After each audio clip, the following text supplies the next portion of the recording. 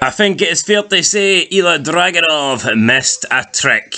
Pun intended. Welcome back, guys, to Fog Wrestling. It's all over on the main event, NXT Great American Bash, and the non-American has been bashed. I'm going to assume that Ilya Dragunov is not American, but it doesn't matter. He's not the NXT champion, and that's what does matter. I'm pretty sure he's Austrian, but yeah, he's not a real American. So he's from the same country as Gunther. He's something Eastern European, isn't he? Just looking. Too many boring Eastern Europeans taking over wrestling these days, in my opinion. Hell, he might be Russian, but they're not going to show that flag. Gunther, Ludwig Kaiser, this guy. I mean, there's a lot of Eastern Europeans there, and they're not very entertaining. This match, I'm not gonna lie, didn't really care. NXT Great American Bash tonight.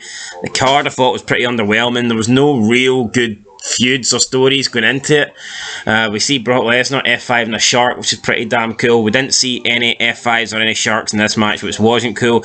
I mean, there was, like I said, that's a lie. I'm not going to say there was no good builds going into this match. Felt like they've done a good job of building the Tiffany and Thea Hale match. Done a good job of building the tag team title match. Yeah, I guess, like, I take that back, right? There was good builds, I just didn't really care for much of it. Yeah, that's pretty much it, isn't it? Alright, they're at Roxanne Perez and Blair Davenport, like, they tried to build that up. Just didn't really interest me.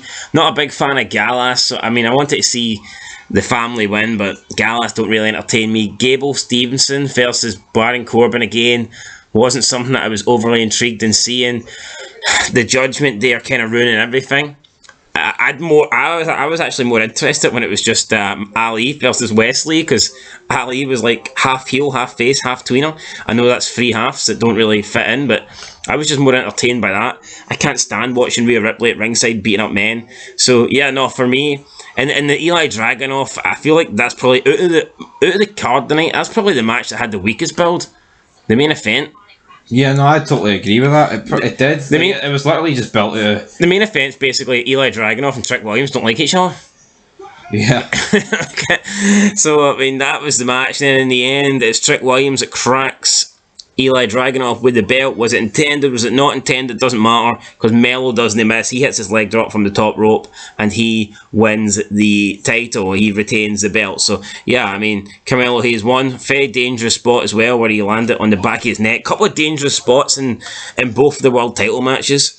Tiffany Stratton and Carmelo Hayes both almost ending the night in disaster, and I don't mean losing their belts, I mean almost losing their necks. But yeah, that's it for this. Trick Williams helps pretty much. Did help, yeah. I mean, he basically smashed him with the belt, so that's as good as a as a pass, an assist. Call it what you want. Trick Williams was there to help his buddy. We'll catch you in the review, guys. But Carmelo Hayes is still your NXT champion.